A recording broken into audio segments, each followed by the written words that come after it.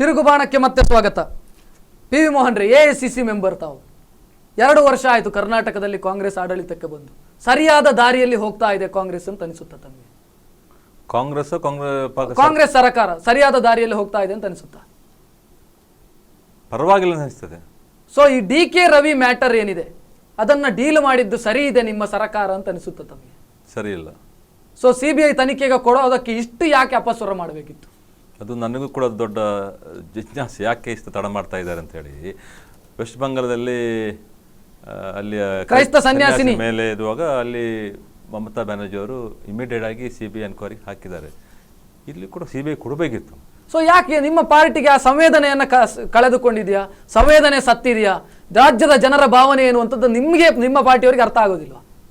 ಅಲ್ಲ, ಇದು ಒಂದು ಅಂದರೆ ಬಹುಶಃ ಸಿ ಬಿ ಐಗೆ ಕೊಡುವ ಮೂಲಕ ಕರ್ನಾಟಕದ ಪೊಲೀಸ್ ವ್ಯವಸ್ಥೆ ಬಗ್ಗೆ ನಾವು ಅಪನಂಬಿಕೆ ತೋರಿಸ್ತೇವೆ ಒಂದು ಸಂದೇಶ ಹೋಗ್ತದ ಅಂತ ಅಂದ್ಕೊಂಡು ಮಾಡಿದರೆ ಗೊತ್ತಿಲ್ಲ. ಬಟ್ ಇದನ್ನು ರೆಡ್ಡಿ ಅವರು ಕಮಿಷನ್ ಹ್ಯಾಂಡಲ್ ಮಾಡೋ ರೀತಿ ಸರಿ ಇಲ್ಲ. ಅಲ್ಲಿಂದಲೇ ಪ್ರಾರಂಭ. ನಿಮ್ಮ ಸರ್ಕಾರದ ಮೆಜಾರಿಟಿ ಆಫ್ ಸಚಿವರು ಮಾತಾಡಿದ್ರೆ ಹೇಳ್ತಾರೆ, ಹೀಗೆ ಆನ್ ದಿ ರೆಕಾರ್ಡ್ ಮಾತಾಡಿದ್ರೆ ಹೇಳೋದಿಲ್ಲ, ಆಫ್ ದಿ ರೆಕಾರ್ಡ್ ಮಾತಾಡಿದ್ರೆ ಹೇಳ್ತಾರೆ ಸಿಬಿಐಗೆ ಕೊಡಬೇಕಿತ್ತು. ಅಂದ್ರೆ ಸಿದ್ದರಾಮಯ್ಯ ಮತ್ತು ಕೆ.ಜೆ. ಜಾರ್ಜ್ ಅವರ ಹಠವೋ ಇದು? ಅದರ ಬಗ್ಗೆ ನಾನು ಕಮೆಂಟ್ ಮಾಡ್ತಾ ಇಲ್ಲ. ಬಟ್ ಸಿಬಿಐ ಕೊಡಬೇಕೆಂಬುದು ನಮ್ದು ದೃಢವಾದ. ಸೊ ಎಐಸಿಸಿಯ ಮೂಲಕ ಏನು ಈ ಬಗ್ಗೆ ನಿಮ್ಮ ಸರ್ಕಾರಕ್ಕೆ ಸೂಚನೆ ಕೊಡುವಂತ ಶಕ್ತಿ ಎಐಸಿಸಿಗೆ ಇಲ್ಲ? ಹಾಗಾದ್ರೆ ನಾವು ಮಾತಾಡಿದೆವು, ನಾವು ಯಾರಿಗೆ ಬೇಕೋ ಅವರಿಗೆ ಮಾತಾಡಿ ಹೇಳಿದೆವು. ಅಂದರೆ ದಿನ ಹೋದಾಗೆ ಜನಾಭಿಪ್ರಾಯ ಸರ್ಕಾರದ ವಿರುದ್ಧ ಹೋಗ್ತಾ ಇದೆ. ಆದಷ್ಟು ಬೇಗ ಒಂದು ಒಳ್ಳೆ ನಿರ್ಣಯ ತಗೊಳ್ಬೇಕು. ಸಿಬಿಐಗೆ ಕೊಡುವುದೇ ಒಳ್ಳೇದಂತ. ಯಾಕಂದ್ರೆ ಅಲ್ಲಿ ರವಿ ಅವರ ತಂದೆ ತಾಯಿಕರು ಕೂಡ ಸಿಬಿಐ ಕೊಡ್ಬೇಕು ಹೇಳಿದ್ದಾರೆ. ಸೊ ನಾನು ಇಲ್ಲಿ ಕೇಳುವಂಥದ್ದು, ಎಐಸಿಸಿ ಏನಿದೆ, ನೀವು ಮೆಂಬರ್ ಆಗಿರಬಹುದು, ಆದರೆ ಎಐಸಿಸಿಯ ವಿದ್ಯಮಾನಗಳು ಗೊತ್ತಿದೆ. ಎಐಸಿಸಿ ಸರ್ಕಾರಕ್ಕೆ ಗೈಡ್ ಮಾಡುವಂತ ಶಕ್ತಿಯನ್ನ ಕಳೆದುಕೊಂಡಿದೆಯಾ? ಚುನಾವಣೆ ನಡೆದ ನಂತರ, ಲೋಕಸಭಾ ಚುನಾವಣೆ ಶಕ್ತಿಯನ್ನ ಕಳೆದುಕೊಂಡಿದೆಯಾ ಅಂತ? ಆ ಥರ ಏನಿಲ್ಲ. ಸಮಯಕ್ಕೆ ದಿಗ್ವಿಜಯ್ ಸಿಂಗ್ ಬರ್ತಾ ಇರ್ತಾರೆ, ಮಾತಾಡ್ತಾ ಇದ್ದಾರೆ. ಮೊದಲಿನ ಹಿಡಿತ ಇಲ್ಲ ಸರ್ಕಾರದ ಮೇಲೆ ಎಐಸಿಸಿಗೆ, ಹೈಕಮಾಂಡಿಗೆ. ಹೌದಾ? ಸಿದ್ದರಾಮಯ್ಯ ಒನ್ ಮ್ಯಾನ್ ಆರ್ಮಿ ಆಗಿ ಇಲ್ಲಿ ಕೆಲಸ ಮಾಡ್ತಾ ಇದ್ದಾರೆ. ಇಲ್ಲ, ನೀವು ಅದು ಬಹಳ ತಪ್ಪಾಗಿ. ಅಂದರೆ ರಾಹುಲ್ ಗಾಂಧಿ ಅವರು ಬಂದ ನಂತರ ಲೋಕಲ್ ಲೀಡರ್ಶಿಪ್ ಬೆಳೆಬೇಕು, ಲೋಕಲ್ ಲೀಡರ್ಶಿಪ್ಗೆ ಎಷ್ಟು ಶಕ್ತಿ ಕೊಡಬೇಕಂತ ಹೇಳಿದ ದೃಷ್ಟಿಯಲ್ಲಿ ಎಲ್ಲದಕ್ಕೂ ಹೈಕಮಾಂಡ್ ಬರೋದು ಸರಿಯಲ್ಲ. ಸೊ ನಿಮ್ಮ ಎಐಸಿಸಿಗೆ ಈ ಸಮಸ್ಯೆ ಆಗಿದೆ. ಒಂದು ಮೇಜರ್ ಸ್ಟೇಟ್ ಕರ್ನಾಟಕ ಉಳ್ಕೊಂಡಿರುವಂಥದ್ದು. ಅಲ್ಲಿ ನಾವು ನಮಗೆ ಬೇಕಾದ ರೀತಿಯಲ್ಲಿ ಗೈಡೆನ್ಸ್ ಸೂಚನೆಯನ್ನ ಕೊಟ್ರೆ ಸಿದ್ದರಾಮಯ್ಯ ತಿರುಗಿ ನಿಲ್ತಾರೆ, ದೇವರಾಜ ಅರಸನ ಪರಿಸ್ಥಿತಿ ಬರುತ್ತೆ ಅಂತ ಅನ್ನುವಂಥ ಭಯ ಇದೆಯಾ?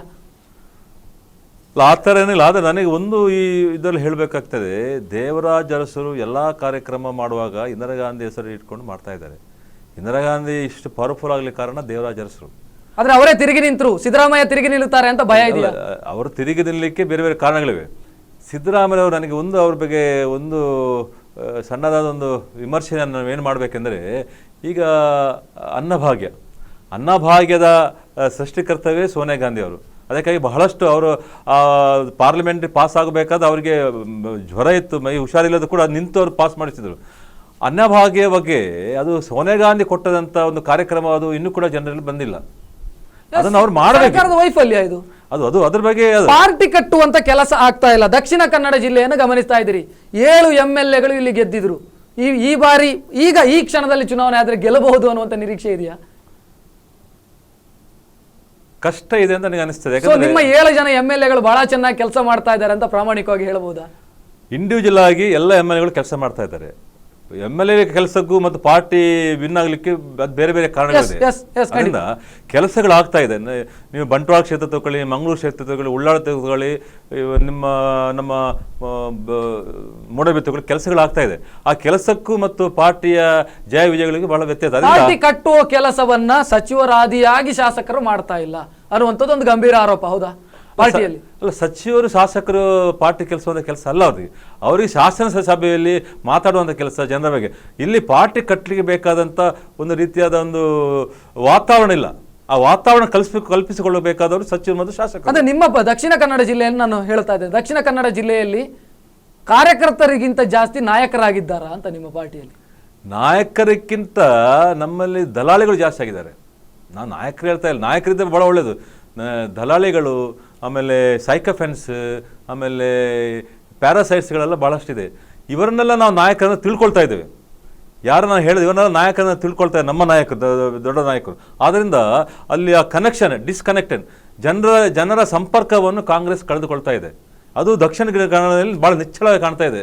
ಜನರ ಸಂಪರ್ಕದಲ್ಲಿ ನಮ್ಮ ಕಾಂಗ್ರೆಸ್ ಪಕ್ಷ ಇಲ್ಲ. ಪಾರ್ಟಿಯ ಏನು ಪಕ್ಷ ಸಂಘಟನೆ ಸತ್ತಿದೆ ಅಂತ ಅನಿಸೋದಿಲ್ಲ ನಿಮಗೆ ದಕ್ಷಿಣ ಕನ್ನಡ ಜಿಲ್ಲೆಯಲ್ಲಿ? ಸತ್ಯಕ್ಕೆ ಅದು ಬಹಳ ಕಠೋರವಾದ ಶಬ್ದ ಸತ್ಯ. ಅದಕ್ಕಿಂತ ಕಂಪೇರ್ ಮಾಡ್ತೇನೆ. ಬಿಜೆಪಿ ಅವರು ಸದಸ್ಯತ್ವ ಅಭಿಯಾನ ಅಂತ ಮಾಡೋದಕ್ಕೆ ಹೊರಟರು, ಮಿಸ್ ಕಾಲ್ ಹೊಡೆದ್ರೆ ಸದಸ್ಯರಾಗ್ತಾರೆ ಅಂತ. ನೀವು ಮಾಡಿದ್ರಿ, ಪೆನ್ ಡ್ರೈವ್ಗಳನ್ನೆಲ್ಲ ತಂದ್ರಿ, ಇಲ್ಲಿನ ಬ್ಲಾಕ್ ಪ್ರೆಸಿಡೆಂಟ್ಗಳಿಗೆಲ್ಲ ಕೊಟ್ರಿ. ಏನಾಯ್ತು ಅದು? ಆ ಕೆಲಸ ಮುಂದುವರಿತಾ ಇದೆಯಾ? ಪಾರ್ಟಿಯ ಸದಸ್ಯತ್ವ ಅಭಿಯಾನ ಆಗ್ತಾ ಇದೆಯಾ? ಮೋಟಿವೇಶನ್ ಕಮ್ಮಿ ಆಗಿದೆ. ಕಾರ್ಯಕರ್ತನ ಮೋಟಿವೇಟ್ ಮಾಡಬೇಕಾದಂತ ವಾತಾವರಣ ನಮ್ಮಲ್ಲಿ ಇಲ್ಲ. ಆ ಸ್ಪಿರಿಟ್ ಹೋಗಿದೆ. ಅದನ್ನು ತಂದು ಕೊಡುವಂತ ಕೆಲಸ ಆಗಬೇಕು. ಆಗದಿದ್ರೆ ನಮಗೆ ಅಪಾಯ ಖಂಡಿತ ಇದೆ. ಸೊ ನಾನು ಕೇಳುವಂತದ್ದು, ಯೂತ್ ಕಾಂಗ್ರೆಸ್ ಏನು ಮಾಡ್ತಾ ಇದೆ ನಿಮ್ಮದು? ಅದು ನೀವು ಬಿಜೆಪಿಯ ಯುವ ಮೋರ್ಚಾ ಮತ್ತು ಕಾಂಗ್ರೆಸ್ನ ಯೂತ್ ಕಾಂಗ್ರೆಸ್ಗೆ ಕಂಪೇರ್ ಮಾಡಿ ಯಾವುದು ಬೆಟರ್ ಅಂತ ಕಾಣುತ್ತೆ? ಸಂಘಟನೆಯಲ್ಲಿ, ನಾನು ಸಿದ್ಧಾಂತದಲ್ಲಿ ಹೇಳ್ತಾ ಇಲ್ಲ, ಸಂಘಟನೆಯಲ್ಲಿ ಯಾವುದು ಬೆಟರ್ ಅಂತ ಕಾಣಿಸ್ತಾ ಇದೆ? ಅಲ್ಲ, ನಾವು ವಿರೋಧ ಪಕ್ಷವಿರುವಾಗ ಯೂತ್ ಕಾಂಗ್ರೆಸ್ ಬಹಳಷ್ಟು ಕೆಲಸ ಮಾಡಿದೆ.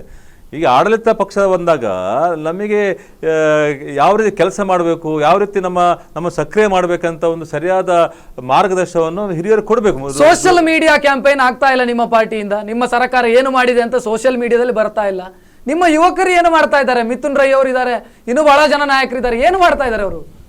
ಅವರನ್ನೇ ಕೇಳೋದು. ನನಗೆ ಅದ್ರ ಬಗ್ಗೆ ನಾನು ಯೂತ್ ಕಾಂಗ್ರೆಸ್ ಬಗ್ಗೆ ಹೆಚ್ಚಾಗಿ ಅದರಲ್ಲಿ ಇನ್ವಾಲ್ವ್ ಆಗಿಲ್ಲ ನಾನು. ಸೊ ಪಾರ್ಟಿಯ ಸಂಘಟನೆಗೆ ಏನು ಮಾಡಬೇಕು ಅಂತ ಹೇಳ್ತೀರಿ PV ಮೋಹನ್ ರೈ ಸದ್ಯದ ಪರಿಸ್ಥಿತಿಯಲ್ಲಿ? ನಾವು ಜನರ ಕಾರ್ಯಕರ್ತರು ಹೋಗಬೇಕು, ಜನರ ಹತ್ರ ಹೋಗಿ ಹೊಸ ರಿಕ್ರೂಟ್ಮೆಂಟ್ ಆಗಬೇಕು. ನಮ್ಮಲ್ಲಿ ಹೊಸ ಕಾರ್ಯಕರ್ತರು ಆಗದೆ ಕಳೆದ 20 ವರ್ಷ ಆಗ್ಬೋದು ಹೊಸ ಕಾರ್ಯಕರ್ತರು ಬರ್ತಾ ಇಲ್ಲ ಹಳ್ಳಿಗಳಲ್ಲಿ. ಅದನ್ನ ಅಲ್ಲಿ ಹೋಗಿ ನಾವು ಪಾರ್ಟಿ ಕಟ್ಟುವಂಥ ಕೆಲಸ ಆಗಬೇಕು. ಪಾರ್ಟಿ ಕಟ್ಟುವಾಗ ಪಾರ್ಟಿನ ಗುರುತಿಸಬೇಕು, ಜನರನ್ನು ಗುರುತಿಸಿ ನಾವು ಎಲ್ಲ ಬೂತ್ ಕಮಿಟಿ ಕಟ್ಟುವ ಅಲ್ಲಿ ಕ್ವಾಲಿಟಿ ಲೀಡರ್ಶಿಪ್ ಬೇಕು. ನಮ್ಮಲ್ಲಿ ಕ್ವಾಲಿಟಿ ಲೀಡರ್ಶಿಪ್ ಬಹಳ ಕಡಿಮೆ ಇದೆ. ಅದ್ರ ಬಗ್ಗೆ ಆಲೋಚನೆ ಮಾಡಬೇಕು ಮತ್ತು ಹೊಸ ಚಿಂತನೆ ತರಬೇಕು, ಹೇಗೆ ಪಾರ್ಟಿ ಕಟ್ಟಬೇಕಂತೇಳಿ. ಇದು ಕೂತು ಮಾಡುವಂತ DK ರವಿ ಅವರ ಇಶ್ಯೂ ಆಗಿರ್ಬೋದು, ಉಳಿದ ಕೆಲ ವಿವಾದಿತ ವಿಚಾರಗಳಿರ್ಬೋದು, ಇದೆಲ್ಲ ಇದರ ನಡುವೆ ಜನಾಭಿಪ್ರಾಯ ನಿಮ್ಮ ಸರ್ಕಾರದ ವಿರುದ್ಧ ಜನಾಭಿಪ್ರಾಯ ಈಗ ವ್ಯಕ್ತ ಆಗ್ತಾ ಇರುವಂತದ್ದು ಇರಬಹುದು. ಸೊ ಗ್ರಾಮ ಪಂಚಾಯತ್ ಚುನಾವಣೆ ಇನ್ನೇನು 2-3 ತಿಂಗಳಲ್ಲಿ ಬರುತ್ತೆ. ಗೆಲ್ಲಬಹುದು ಅಂತ ಅನಿಸುತ್ತಾ? ಚುನಾವಣೆ ಅದು ಪಾರ್ಟಿಯ ಇದರಲ್ಲಿ ಹೋಗೋದೇ ಅಲ್ಲದೇ ಇರಬಹುದು, ಆದ್ರೆ ಪಾರ್ಟಿಯವರೇ ಚುನಾವಣೆಗೆ ಸ್ಪರ್ಧೆ ಮಾಡುವಂತದ್ದು ಗೆಲ್ಲಬಹುದು ಅಂತ ಅನಿಸುತ್ತಾ ನಿಮಗೆ? ಅದು ಗೆಲ್ಲಬೇಕಂತ ನಾನು ನಿರೀಕ್ಷೆ ಮಾಡ್ತೇನೆ. ಗೆಲ್ಲಬೇಕಂತ ಹೇಳಿ ಗೆಲ್ಲುವಂತ ಪೂರಕ ವಾತಾವರಣ ಇದೆಯಾ? ಅಲ್ಲ, ಇನ್ನೂ ಟೈಮ್ ಇದೆ ಅಲ್ಲ, ಕಾಲಾವಕಾಶ ಇದೆ, ಮಾಡ್ಬೋದು. ಸರ್ಕಾರ ಎಲ್ಲರೂ ಸೇರಿದರೆ ನಮ್ಮಲ್ಲಿ ಒಗ್ಗಟ್ಟು ಬಹಳ ಕೊರತೆ ಇದೆ. ಒಗ್ಗಟ್ಟಿನ ಎಲ್ಲ ಲೀಡರ್ ಒಗ್ಗಟ್ಟಲ್ಲಿ ಕೂತು ನಾವು ಯುದ್ಧಕ್ಕೆ ಹೊರಟು ನಮಗೆ ಜಯ ಖಂಡಿತ ಸಿಗ್ತದೆ. ಇಲ್ಲಿ ನಮ್ಮಲ್ಲಿ ಆ ಯೂನಿಟ್ ಇಲ್ಲ. ಇದನ್ನು ಬಹಳ ಈ ಮೂಲಕ ನಾನು ಹೇಳಲಿಕ್ಕೆ ಬಯಸ್ತಾ ಇದ್ದೇನೆ. ಎಸ್, PV ಮೋಹನ್ ಅವರೇ, ಇಷ್ಟೊತ್ತು ಬಹಳ ಮುಕ್ತವಾಗಿ ನಮ್ಮ ಜೊತೆಗೆ ಮಾತನಾಡಿದ್ರಿ. ತಮಗೆ ಧನ್ಯವಾದಗಳು. ಅದೇ ರೀತಿ ಒಳ್ಳೆಯದಾಗಲಿ. Thank you. ಎಸ್, ಇದು ಈ ಹೊತ್ತಿನ ವಿಶೇಷ ತಿರುಗುಬಾಣ ಕಾರ್ಯಕ್ರಮ. ಮುಂದಿನ ವಾರ ಮತ್ತೊಬ್ಬ ಅತಿಥಿಯೊಂದಿಗೆ ನಾನು ನಿಮ್ಮನ್ನು ಭೇಟಿ ಮಾಡ್ತೀನಿ. ಅಲ್ಲಿವರೆಗೆ ನಿಮ್ಮೂರಿನ ನಿರಂತರ ಸುದ್ದಿಗಾಗಿ ನೋಡ್ತಾ ಇರಿ ಸ್ಪಂದನ.